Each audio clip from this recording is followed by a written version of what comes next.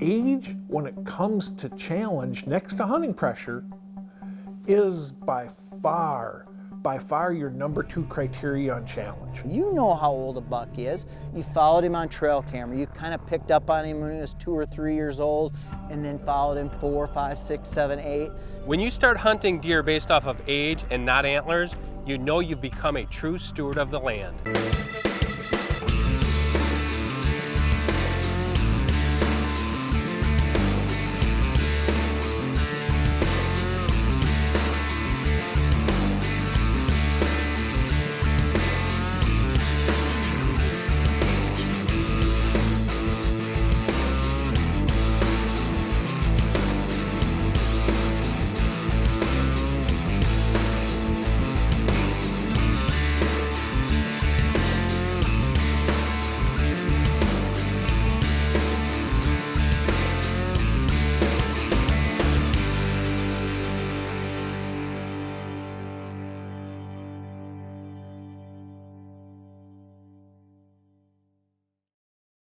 Now these days, instead of talking antler inches, a person tends to talk age more, at least far more than when I was a kid. And that's because, you know what, as a hunting community, we're not that stupid. We've realized that, you know, inches is luck, random, nothing more. You know, it's a combination of what quality of habitat your deer are growing up on, the genetic roll of the dice, you know, the amount of pressure, if they had injuries, any of those types of things. That all factors into antler development, but it has nothing to do at all with how easy or how difficult a deer is to harvest. Their core areas become more defined, their home ranges tend to shrink. On the one hand, that gives us an advantage as hunters if that core area happens to be on our ground. Unfortunately, at the same time, every single year this buck gets older, that is that much more familiar he is with his core area and home range, to the point where you so much as sneeze out there and there's a chance he's going to figure it out.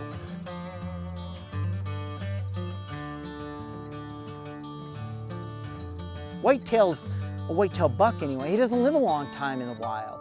His job is to just go and reproduce.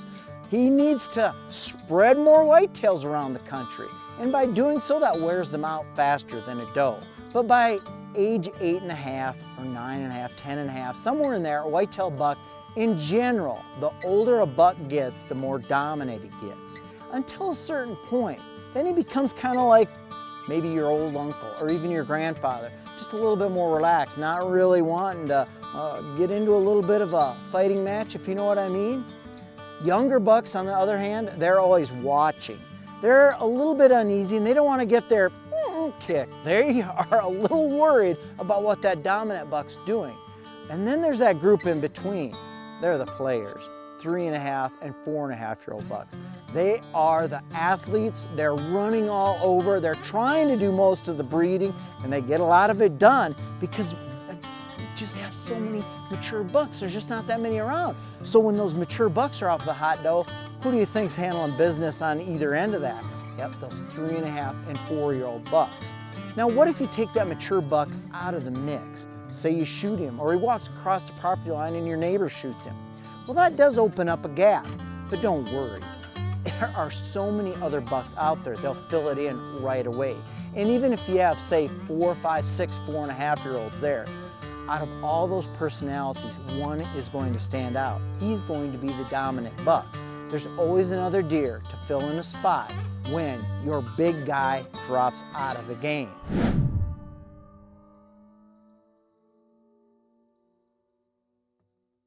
One last tip I'm going to leave you with here, and I learned this from Dr. Grant Woods. He shared it with me, and I'm going to simplify it.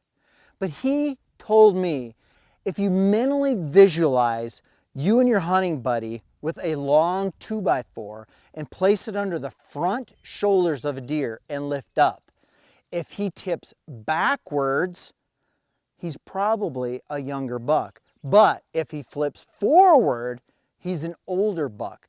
As I said, that buck is going to have more mass on the front end. His shoulders are going to be brawnier, his neck bigger, head bigger, and of course the rack added all on that. So, you've got to have a good imagination. And I'm always dreaming about big bucks, so I'm sure you are too. But if you lift that buck up, he tips forward, all these other factors come into play, it might be time to either drop the string on your Matthews or send a Hornady bullet downrange. Land of Whitetail is brought to you by Cuddyback. CuddyLink, 16 cameras, 1 cell plan, $10 a month. By Thompson Center, America's master gunmaker. Get armed and deadly with Easton FMJ arrows. And by Matthews Archery.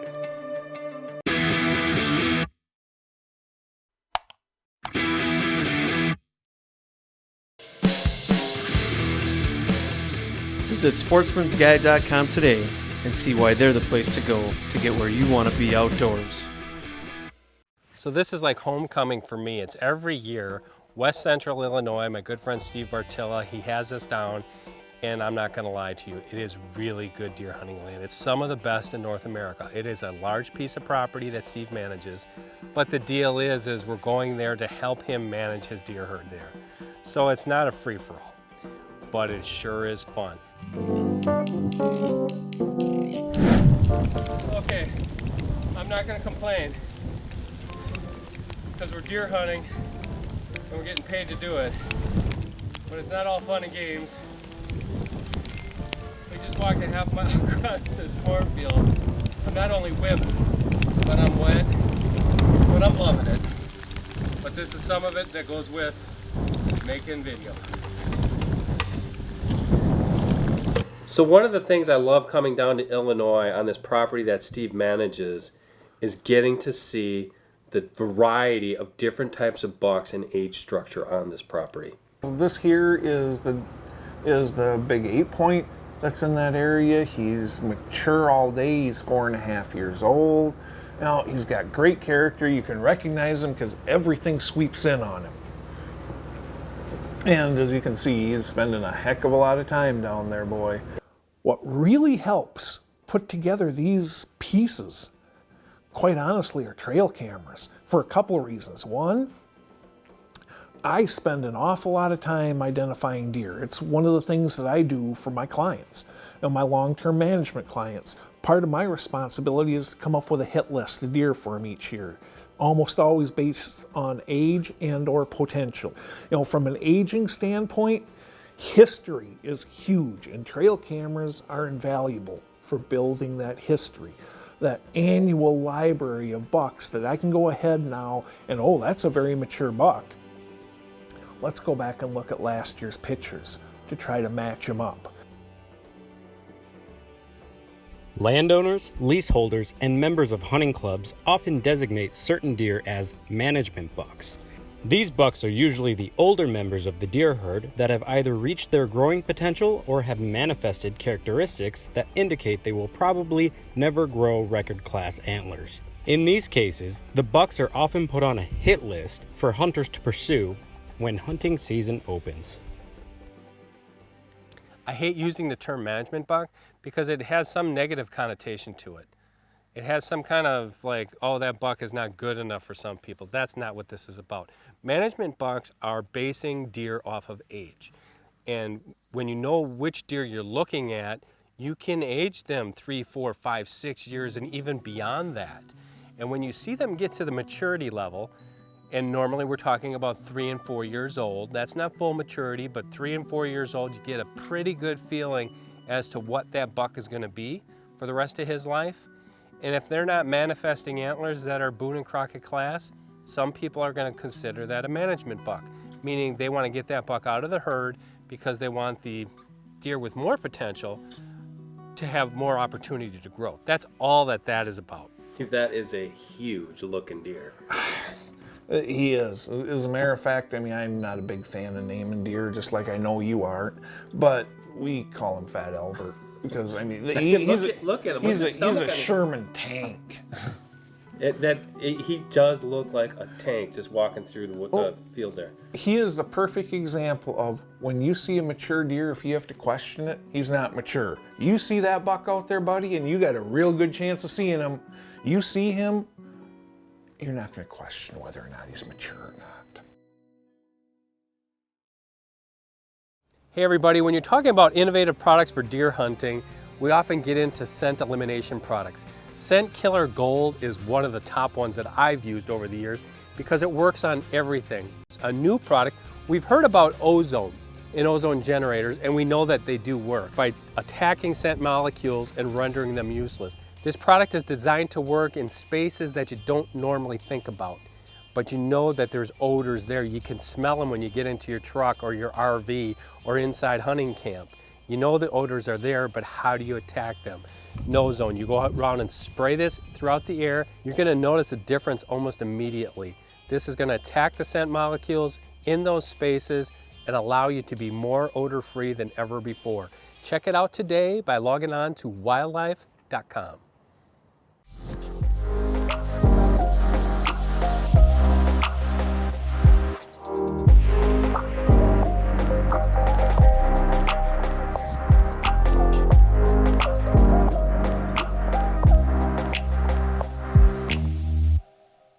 So there were some deer that were showing up time and time again, almost like clockwork, near the same stands. So that's one thing, you have a deer showing up with some regularity near a certain stand. That's real easy if you live there year-round or you're managing it year-round, but what if you're a guy like me? Hey, I go down there and hunt a couple, 2-3 days a year. It's not easy. I mean, I know deer, I like to think I know deer. I've been working at deer and deer hunting for 25 years, but it's different when you're looking at a photo as opposed to looking at that deer in the flesh. I get excited, doesn't matter what kind of deer it is, and now is when it really comes into play. I'm looking at that deer, it's a mature buck, you're excited, okay? Now, what's his antlers like? He's a big 9-point, he's a big 10-point. What does his body look like? You really gotta calm down. Hard for me to do, easy for me to say, hard for me to do. Gotta calm down and really look at it and make sure you get it right before you put the crosshairs on and pull that trigger. I don't know how many times this has happened. We've gone down to Illinois and it's a game of hurry up and wait. It's a 3-day season for the gun season. We get there, opening morning was pouring rain. We didn't have a real good spot to get to in the morning. We had to pass on that first hunt. That's really tough. I mean, it's really tough to sit there and like, I only have 6 sits to begin with. Now we're down to 5. It's like, just calm down. This is gonna happen. Let's see what happens in the afternoon because that front is clearing out.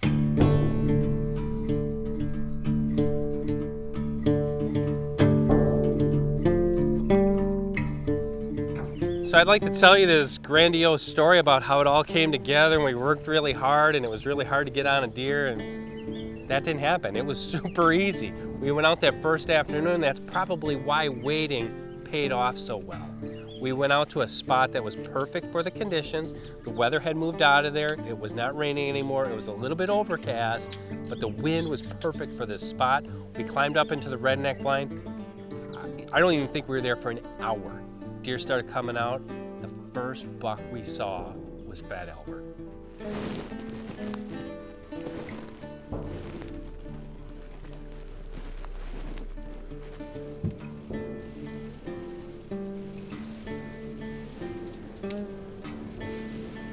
He's gonna come out right here.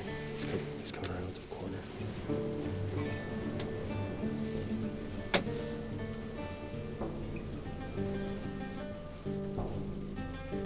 My God, that's a big deer. Yeah, that's him.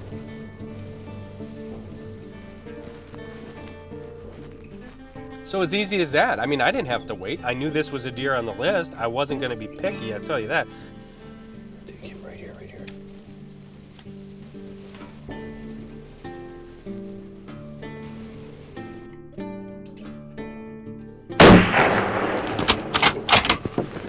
I got him. He's going down. We just got Fat Albert. He's down. We just got him.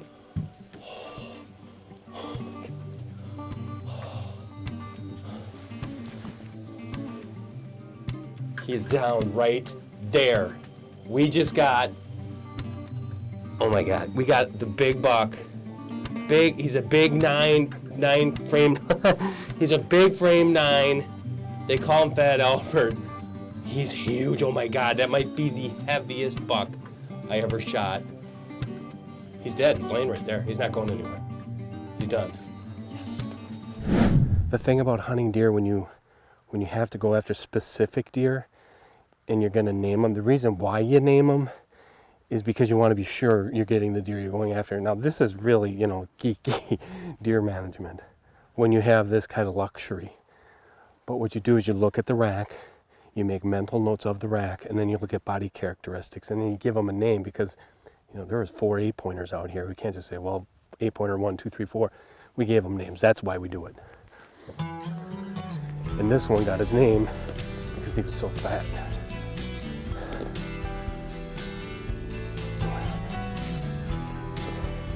Fat Albert is dead. Long live Fat Albert. What a beautiful buck. Boy, that is a beautiful buck.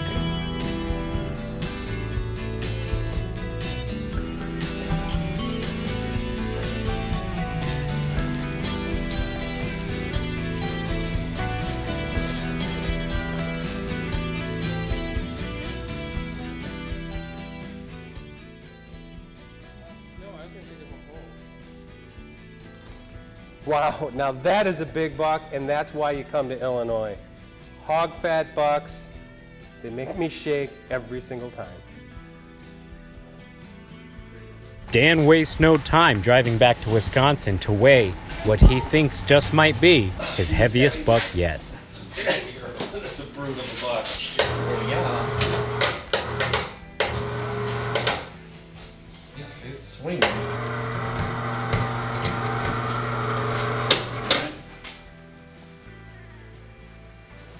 214 pounds, field dressed. It's not my heaviest buck, it is awfully close. That is one heavy Illinois buck.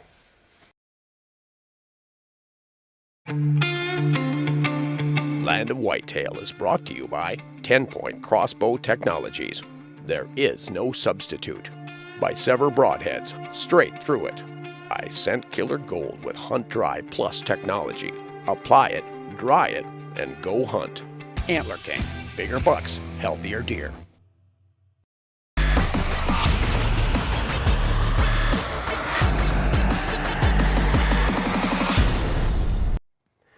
Deer herd health is the rage these days. We're passing up bucks, we're planting food plots. We want to make the properties we hunt the best they can be for all the deer that are on there.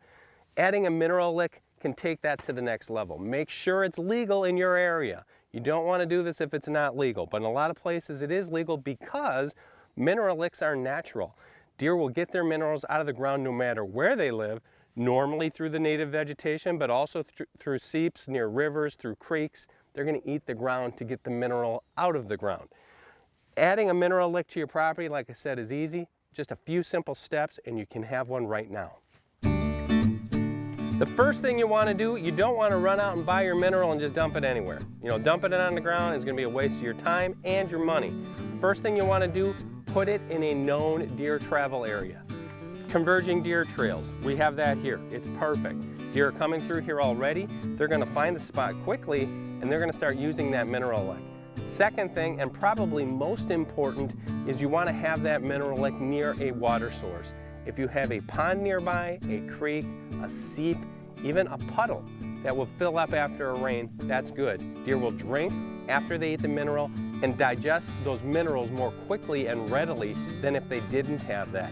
What if you don't have water on your property? Not a big deal. Take a barrel, cut it in half, bury it in the ground. Make sure you clean up after yourself, but deer will use that as well. Just something that's going to hold a little bit of water that when deer are coming through there and they eat a little bit of that mineral, they can ingest it very quickly. All we have to do is take a rake. You don't need a rake, you can use a stick or whatever. You can use your foot, but you want to rake away all the debris, all the vegetation, and get it down to the bare ground as much as possible. Okay, so we have our site prepped. That's good enough. You know, maybe a spot about that big. You want to be able to have that ground, have that mineral leach right into the soil. Then you want to have a quality mineral that you're putting down. Find one that's proven, that works. Flavor enhancers help mineral attract deer. But the mineral itself, look for one that's formulated by scientists for deer, not for cattle, not for sheep, but for deer. There's a difference. Analogics is one of them. Deer are gonna find it and they're gonna get the maximum benefit out of it. So after we have our site prepped, we're just gonna take our mineral and we're gonna spread it through this whole area. The idea is to get it to leach into the soil. This isn't bait.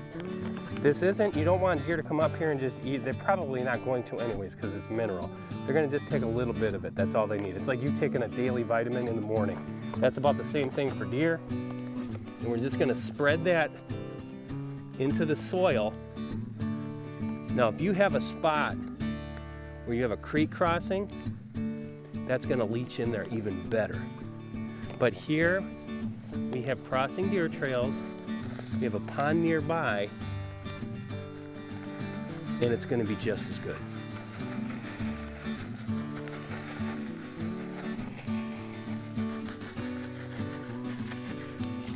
So it's pretty much as simple as that. You know, you get your mineral down, you leave it alone, you let the deer find it, and you're gonna be better off in the end with happier and healthier whitetails.